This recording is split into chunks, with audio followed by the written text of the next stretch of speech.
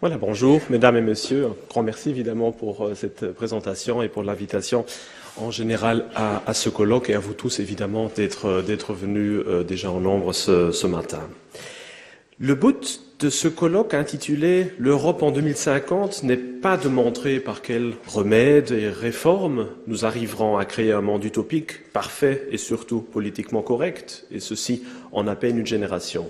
Dans mon interprétation du devoir qui nous est posé par les organisateurs et surtout Hervé Asquin, que je remercie sincèrement d'avoir osé de mettre à l'agenda un sujet d'une telle importance, il s'agit plutôt d'oser la prospective historique et de dresser, dans les limites de nos compétences scientifiques ou pratiques respectives, le tableau de ce à quoi l'Europe ressemblera, selon toute probabilité, dans 35 ans, si les évolutions que nous observons actuellement continueront à développer toute leur dynamique, donc sous l'hypothèse économique Ceteris paribus. Il s'agit donc d'un exercice périlleux, car nous sommes tous conscients, peut-être même parfois trop, que des facteurs exogènes et imprévus peuvent changer le cours de l'histoire, bien que la mesure dans laquelle les lignes générales de l'histoire sont déterminées par un dynamisme inhérent à l'évolution de chaque civilisation humaine reste toujours à déterminer. Cela peut donc paraître particulièrement inopiné et perturbant de voir non seulement un historien, mais en plus un historien de l'Antiquité prendre la parole dans le débat sur le futur de l'Europe, car qui, pourrait-on croire, connaît mieux que l'historien toute la nature imprévue et imprévisible du cours de l'histoire.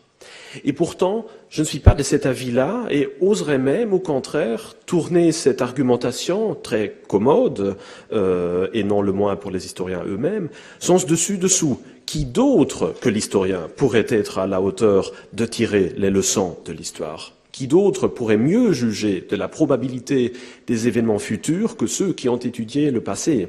Et qui d'autre que l'historien est à même de répondre à l'appel lancé il y a déjà 2400 ans par Thucydide d'Athènes et d'éclairer, je cite, « ceux qui veulent voir clair dans les faits passés et par conséquent aussi dans les faits analogues que l'avenir, selon la loi des choses humaines, ne peut manquer de ramener. » Fin de citation. Et l'enjeu de cette question est tout sauf anodin, car si l'historien, lui aussi, devait se joindre au cortège de ceux qui nient que l'histoire puisse se répéter dans ses structures essentielles, alors la réflexion non seulement sur le futur, mais aussi sur le présent, sera laissée aux mains de ceux qui, souvent, sont les moins qualifiés pour cette tâche, car personnellement engagés et donc pris dans des conflits d'intérêts permanents, les hommes politiques. En effet, le monde d'aujourd'hui est largement dominé par les actions politiques prises en fonction des prévisions au court, au moyen et rarement au long terme. Or, il est évident que dans un système démocratique vivant autant au jour le jour que le nôtre, rares sont ceux qui voudront donner une image négative du futur qui nous attend dans quelques décennies, si cela implique de mettre en place des mesures impopulaires durant la période législative actuelle. Et pourtant, et en dépit de toutes les réserves légitimes que l'on peut avoir au sujet des limites de notre clairvoyance, l'homme, s'il veut survivre, doit absolument se faire une image, aussi complète qu'elle soit, du lendemain afin de se préparer à temps. Dès lors, qui d'autre que l'historien pourrait l'aider dans cette tâche ? Certes, la réponse que donnera l'historien, ou au moins certains d'entre eux, ne sera pas toujours agréable à entendre, car contrairement à son frère jumeau, l'homme politique, l'historien ne doit que rarement se soucier de sa popularité ou des prébendes attachées à l'une ou l'autre charge officielle. C'est donc en bénéficiant de cette autonomie que je me permets de partager avec vous maintenant quelques-unes de mes réflexions sur le monde qui attendra nos enfants quand ils seront adultes. Quelques-uns d'entre vous auront peut-être déjà entendu parler d'un livre que j'ai publié il y a 3 ans maintenant et qui, chose inattendue pour un historien de l'Antiquité, a été l'objet d'un certain débat médiatique. Je fais allusion à mon essai intitulé « Le déclin, la crise de l'Union européenne et la chute de la République romaine, analogie historique ». Je ne peux revenir ici sur l'argumentation de ce livre et prendrai donc la liberté d'inviter l'auditeur intéressé à consulter l'ouvrage, tout comme aussi mon dernier volume volume de Platon à Fukuyama, qui vient justement de paraître, s'il veut mieux comprendre les bases méthodologiques et historiques qui sous-tendront mon argumentation d'aujourd'hui. Je ne rappellerai ici que le point de départ, la crise de la République romaine du 1er siècle avant notre ère, dont émergera le régime autoritaire du Principat augustéen, correspond sous de nombreux angles à la crise que vit la société occidentale depuis quelques décennies. Chômage en perpétuelle croissance,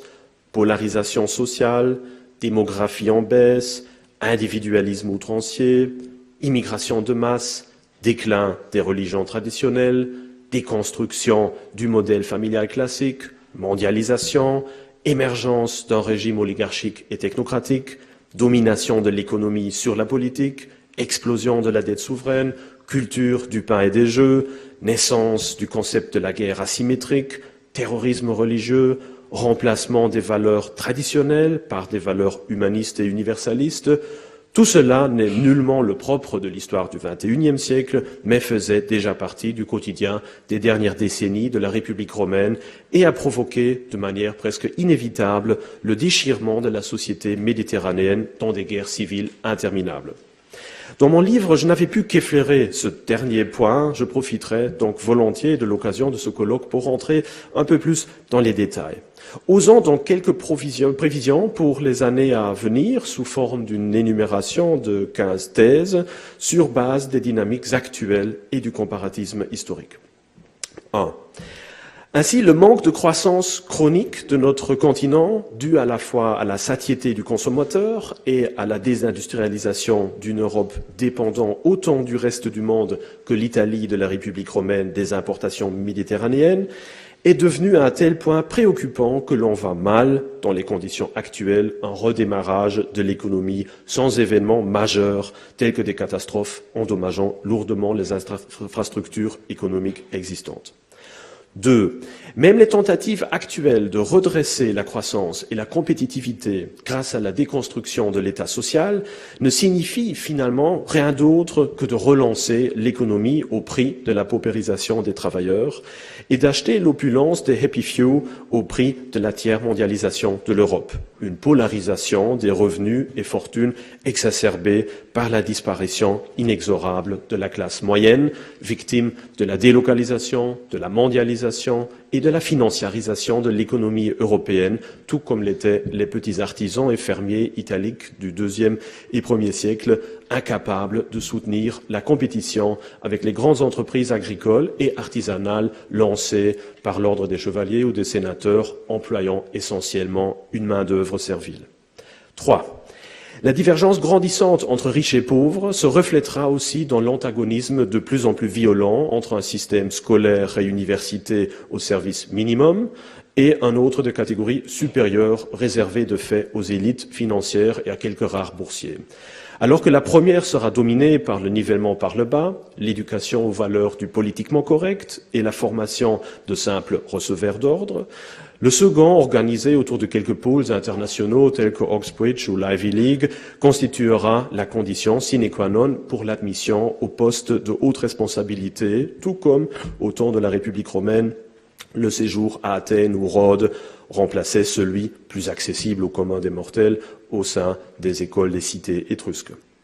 4. D'un point de vue infrastructurel, la réduction de la productivité européenne au domaine agricole et tertiaire, tout comme la paupérisation des grandes foules et le caractère presque exclusivement urbain de notre civilisation, impliquera un dualisme croissant entre quelques grandes mégapoles d'un côté, peuplées par une foule déracinée, individualiste et vivant soit de l'assistance sociale, soit de petits boulots dans l'administration tentaculaire de quelques grandes multinationales,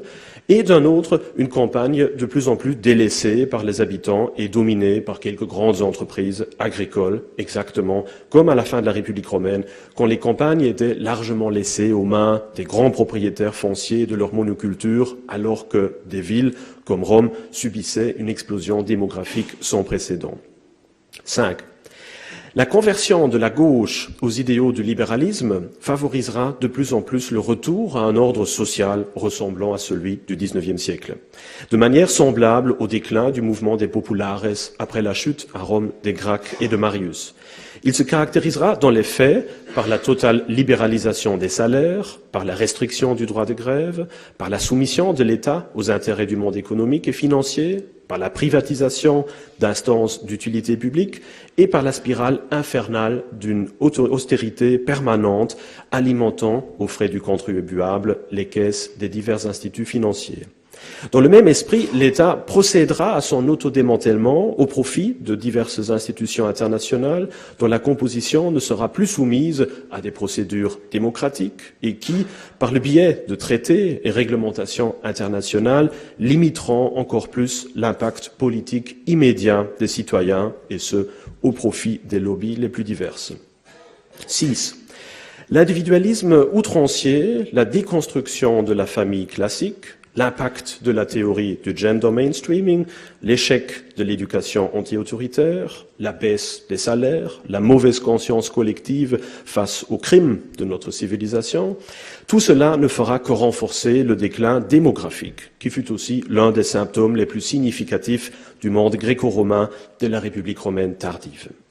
Les décennies à venir verront ainsi la lente disparition de populations entières, surtout en Europe de l'Est, et un déséquilibre de plus en plus grand entre les Européens de souche et les populations immigrées. De plus, la grande mobilité entre grands centres provoquera une lente homogénéisation à l'intérieur de ces deux groupes et dès lors le risque de se voir généraliser des conflits purement locaux ou régionaux entre ces groupes. 7. D'un point de vue culturel, les prochaines décennies verront partout la victoire de la langue anglaise et du modèle social anglo-saxon. L'anglais deviendra inévitablement, comme le latin, la langue véhiculaire européenne et évincera dans la réalité quotidienne, les sciences et l'administration européenne, les idiomes locaux. En même temps, la dévalorisation de l'histoire au profit du progrès, de la tradition au profit de la culpabilité et de l'art classique au profit d'une esthétique macdonaldiste reprend les derniers liens de continuité immédiate avec notre passé commun et favoriseront l'américanisation de notre culture et le rejet des acquis de notre passé comme élitiste. 8. L'islam deviendra, dans quelques années, la force religieuse et culturelle la plus importante du continent européen, bénéficiant non seulement de la disparition de fait du christianisme du domaine public, mais aussi d'une attitude politiquement correcte voulant garantir la laïcité par la tolérance religieuse et favorisant, dans la réalité, l'émergence d'une société parallèle largement dominée par des structures religieuses.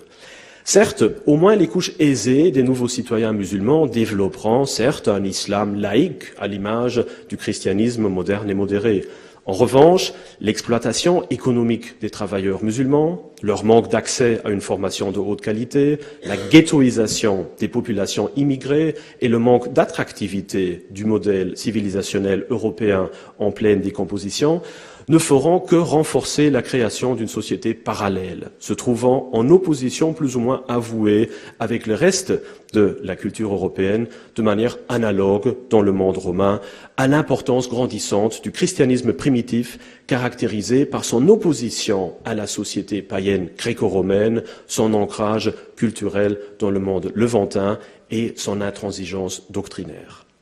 9.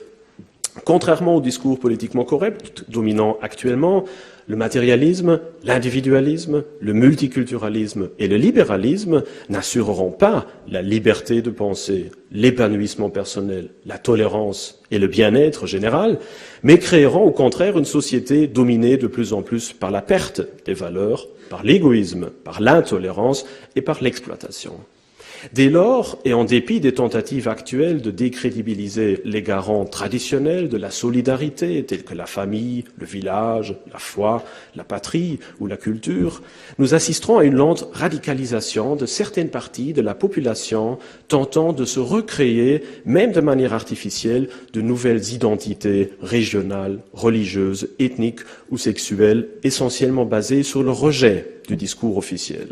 Ces nouveaux groupements alternatifs ou radicaux, semblables aux divers groupuscules populistes ou traditionalistes romains dont émergeront plus tard les césariens, ne tenteront pas seulement de démasquer l'hypocrisie du langage politiquement correct, risquant ainsi aussi de rejeter les idéaux démocratiques et libertaires que celui-ci met en avant, bien que de manière pervertie. Ils succomberont aussi à la tentation de ne pas chercher la responsabilité du marasme social dans le système en tant que tel, mais plutôt dans des autres groupes faisant office de bouc émissaire et contribueront à la déstabilisation de notre société. 10. Ainsi, d'un côté, la présence de plus en plus forte de ces groupements extrémistes dans les divers corps politiques accélérera la déconstruction du système démocratique, déjà fortement sclérosé par la montée de l'oligarchie, de la technocratie, de l'apolitisme et de l'influence du monde économique, et incapable, suite à la multiplication des échéances électorales et des diverses institutions politiques, de mettre en œuvre des plans de réforme et de relance à longue durée et à grande échelle. Exactement comme dans les dernières décennies de la République romaine, quand le Sénat se montra incapable d'attaquer les nombreuses réformes dont dépendait pourtant la survie de la République. 11. D'un autre côté, la frustration généralisée éclatera de plus en plus souvent en de véritables affrontements violents et en un état de guerre civile larvé. Certes, non pas entre armées, comme à Rome, mais entre divers groupes ethniques, sociaux et religieux, se dotant de forces paramilitaires et centrés autour des banlieues, des quartiers défavorisés ou des ghettos. 12. Dès lors, l'incompétence de l'État à faire face à cet état d'insécurité permanente sera le résultat de l'incompétence sera la réduction du pouvoir public aux compétences administratives prioritaires et à certaines zones territoriales clés seulement, nécessaires à la stabilité de l'ensemble. Tout comme à Rome, le pouvoir de l'État se réduisit aussi comme une peau de chagrin, comme le montrent les désordres liés au tribunat de Claudius. Ainsi, nous pouvons supposer que le pouvoir de l'État futur se concentrera surtout sur les centres-villes, les quartiers administratifs et financiers, les zones de résidence des populations aisées, les voies de communication et aéroports, ainsi que les zones industrielles. Et alors que ces zones verront de plus en plus souvent la présence de forces armées et le contrôle de plus en plus intransigeant de l'adhésion aux valeurs du politiquement correct, même au péril d'une constante surveillance électronique du citoyen, les pouvoirs publics secondaires, en revanche, seront soumis à une privatisation ou même à une communautarisation légitimée par l'idéologie de la subsidiarité, mais étant de plus en plus en conflit et en opposition violente. 13. Cette situation d'insécurité et de chaos grandissant, devenant à la longue intenable, non seulement pour les citoyens, mais aussi pour les pouvoirs économiques, nous verrons l'émergence d'un discours politique de plus en plus autoritaire et finalement l'arrivée au pouvoir d'un groupement politique mettant en avant des idéaux essentiellement basés sur une restauration semblable à celle mise en avant par le pouvoir augustéen et son idéologie de la République restituée, la Respublica Restituta. La restauration de l'ordre, de la sécurité, de la liberté, de la tradition, etc. Peu importe si ce mouvement est issu des groupements alternatifs extrémistes, obligés, une fois au pouvoir, de faire face à la responsabilité politique quotidienne, ou plutôt des partis politiques établis copiant les discours populistes afin de regagner l'appui d'un électorat aliéné. À Rome aussi, le parti augustéen rassemblait à la fois césariens et optimates. À ce stade critique de l'évolution de l'Union européenne, il est difficile de juger si ces pouvoirs autoritaires exerceront leur pouvoir à l'échelle nationale et contribueront à la dissolution de l'Union, ou si, au contraire, la nécessité de trouver une réponse commune à une crise commune combinée avec la déconstruction de l'État-nation opérée depuis des décennies, amènera une réforme autoritariste des structures européennes existantes ou nouvelles. 14. Les conséquences d'une telle réforme autoritaire seront ambivalentes. Ainsi, d'un côté, il peut être supposé que la mise en place d'un régime plébiscitaire et populiste pourra amener une certaine stabilisation des conditions sociales des plus démunis et donc une amélioration indéniable des conditions de vie et de travail des grandes masses, comme ce fut le cas à Rome. De plus, la restauration d'un certain semblant de retour aux valeurs du passé permettra à bon nombre de citoyens désorientés de retrouver leur place dans la nouvelle société et de participer à un nouveau consensus culturel traditionnaliste qui, paradoxalement, sera plus à même de faciliter l'intégration des minorités que l'impression de vide laissée par les idéaux universalistes du passé. Exactement comme à Rome, où Auguste et ses contemporains créèrent une notion de romanité non exclusive et accessible à tous ceux qui désiraient monter les échelles de l'intégration politique et sociale.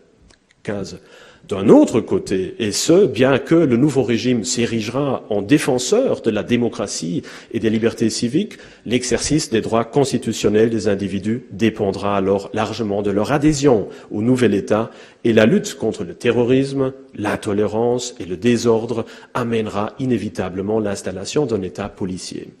Néanmoins, vu que la plupart des libertés perdues n'existaient déjà plus au temps de la crise que de manière purement nominale, peu de citoyens réaliseront probablement la véritable signification de cette transition. Il y a 2000 ans déjà, cette transition vers le principat augustéen fut en effet considérée par bon nombre de citoyens, non pas comme passage à un régime oppressant, mais au contraire comme transition vers un État plus démocratique, par plus à l'écoute des grandes masses. En conclusion, comme la République romaine tardive, nous semblons vivre les dernières décennies, voire dernières années, du système étatique tel qu'établi au sortir de la Seconde Guerre mondiale. Peut-être non en ce qui concerne sa forme extérieure, mais en tout cas en ce qui concerne son contenu réel. En effet, le risque de nous diriger tout droit vers un état de guerre civile plus ou moins latente, à la fois entre ethnies et entre couches sociales, devient de plus en plus grand, et une fois arrivé à ce stade, il est plus que probable que l'on ne puisse en venir à bout que par un revirement autoritariste semblable à celui qui transforma la République en principat. Certes, cette perspective n'est guère réjouissante, et je suis le premier à espérer que mon approche est fondamentalement erronée. Mais elle a, me semble-t-il, au moins le mérite de nous faire ouvrir les yeux sur un scénario qui gagne en probabilité de jour en jour et nous permettra de prendre nos dispositions si le pire devait arriver. Car le but de la prospective historique n'est pas de nous faire miroiter un futur utopique correspondant à nos désirs, ni de discuter des mesures à prendre pour que nos espoirs puissent un jour devenir réalité, mais au contraire d'adopter une position pragmatique et de développer le futur sur base d'un calcul froid des dynamiques existantes aujourd'hui et maintenant. Serait-il possible d'apprendre de l'histoire ou sommes-nous obligés de reproduire des cycles historiques trop complexes dans leur ampleur pour pouvoir en dévier la direction ? Et, comble de l'ironie, serait-il possible que justement les tentatives visant à nous éviter le destin de la République romaine pourraient accélérer le processus nous amenant tout droit vers un État autoritaire, comme dans une de ces tragédies grecques où le refus de destin en hâte la réalisation? Seul le futur nous l'apprendra. Mais j'avoue que là non plus, je ne suis guère optimiste. Merci bien pour votre attention.